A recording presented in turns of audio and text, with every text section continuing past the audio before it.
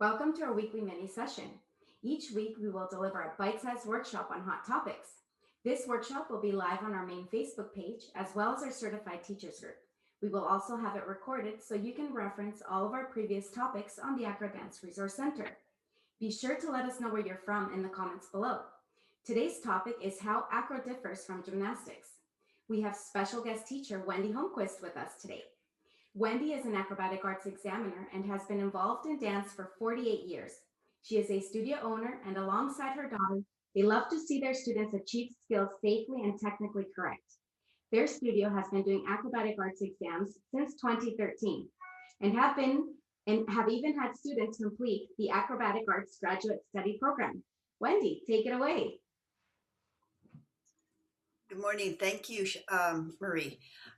Welcome, everybody. I look forward to sharing with you this morning about acro versus gymnastics, and I'm going to share my screen.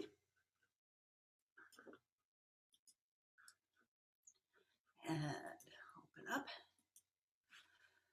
So let's get started. So often there is a question whether or not there is really a difference between AcroDance and gymnastics. And yes, there is a very big difference. Being able to articulate this difference to your clients brings a level of sophistication and professionalism to the development of your acro program, and it supports the use of acrobat arts in your studio. AcroDance is a beautiful fusion of traditional dance and acrobatic movement. While performing, dancers should maintain an emotional connection to the music and audience through their movements. Acrobatic tricks are meant to blend seamlessly with the dance choreography, so as to provide an extra level of excitement and flair to the presentation. Let's watch China for a moment.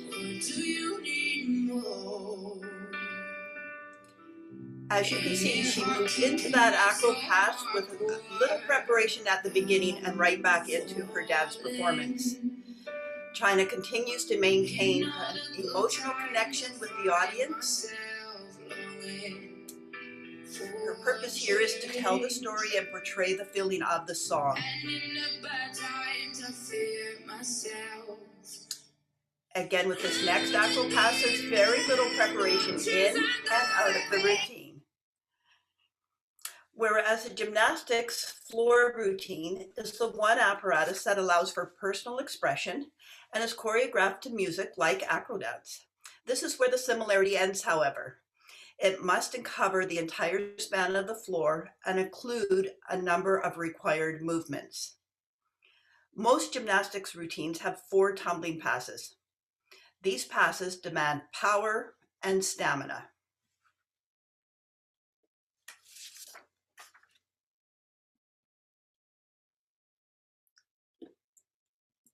So there are 4 main differences between AcroDance and gymnastics. Where gymnastics is considered a sport, AcroDance is considered an art. The venues in which gymnasts and acrodancers train and perform are vastly different, and while many skills look similar, the techniques used for training are very different. So let's touch on these 4 differences. Art versus sport.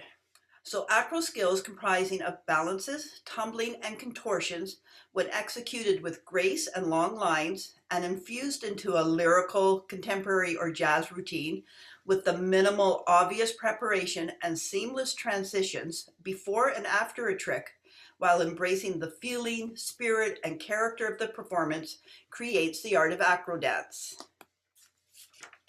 Gymnasts are powerful, meticulously trained athletes and must execute spectacular tumbling lines in conjunction with jumps and turns while encompassing the entire floor area. Ultimately, their objective is to become the best and to win, as is the goal with any sport. So at training and performance venues, AcroDance is traditionally performed on a hard surface. Usually that surface is a stage and is very unforgiving. Acrodancers then must learn to train to absorb the impact of the unforgiving surface in order to protect and maintain healthy bodies. Gymnasts perform on a sprung floor with springs actually built right into the floor. This allows the gymnast to get a lot of height with their tricks and is a forgiving surface on which to repeatedly practice advanced tumbling passes over and over, day after day. Performance objectives, expression, and aesthetics. When AcroDance is performed in a competition, there are no mandatory requirements or points for more specific skills. Dancers are judged on criteria reflective of the overall performance. This includes technique and execution, presentation including timing, rhythm, and emotion, age appropriateness, and the overall impression. It is subjective to personal opinion. The overall appropriateness of an acro skill, does it belong in the routine or is it just there because a dancer can perform it, is also important.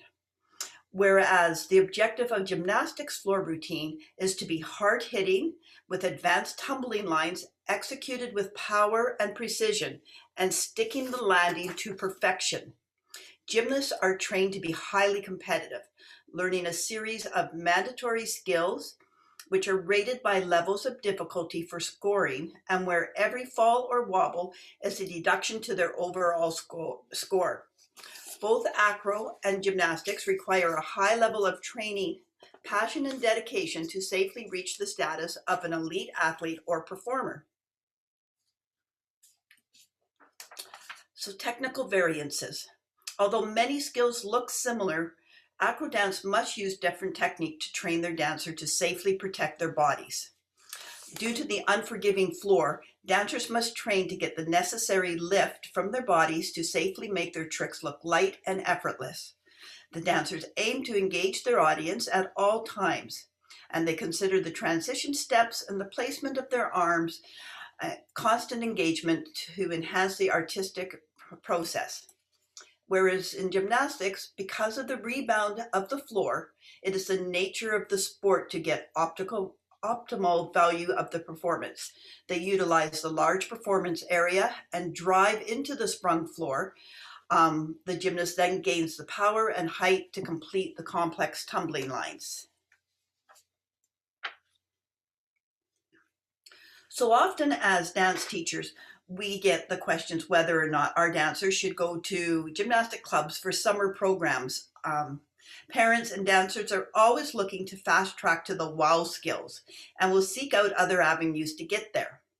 However, the recreational gymnastics programs that are often offered in clubs are taught by their younger instructors, and the classes are often offered specifically to generate revenue for the club and to introduce children to gymnastics and advance them into their programs.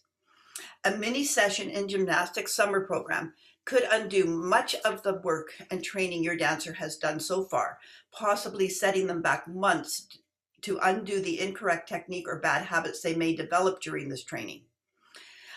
If you're going to allow your dancers to attend a gymnastics club, yourself or the parent should speak to the owner of the gym and ask the following questions. Does the club understand the different needs of an acro dancer compared to a gymnast? Are their instructors trained to teach the different required techniques to ensure the acro dancer will be able to safely perform on a solid surface? Is the club building skills through progressions and developing strength and flexibility? If your dancers are really looking for more training, try to offer summer skills camps in your own studio or private lessons for these children. It's really important to have an honest conversation with the parents and make sure they understand the difference between what they will learn in a gymnastics club and what they are learning in your studio. So AcroDance is no longer a unique attribute held by a few dancers. With the evolution of dance over the past decades, So You Think You Can Dance, World of Dance, dancers of all genres are now expected to perform the many traditional acro skills. Flexibility, strength, and balance, and limbering are gained through AcroDance and will enhance all of their dance performances. Using a well-developed acro program like Acrobatic Arts will aid you in developing well-rounded and balanced dancers. So in closing, a dance schedule that includes true acro dance classes will create stronger, safer, more diverse dancers, which will in turn create more impressive, exciting, and artistic dancing. Those dancers who participate in an acro program will be prepared to meet the challenges and expectations of today's performers. So thank you, everyone. I hope this has helped you understand the difference between acro and gymnastics. And take it back, Marie. Thank you so much, Wendy. And thank you, teachers, for joining us for this weekly mini. You can learn more about acrobatic arts and our programs at acrobaticarts.com. Be sure to join us next week for our session on how to use the Compare Student feature on the AcroDance Resource Center with special guest acrobatic arts examiner and course conductor, Vicky Fletcher. See you then.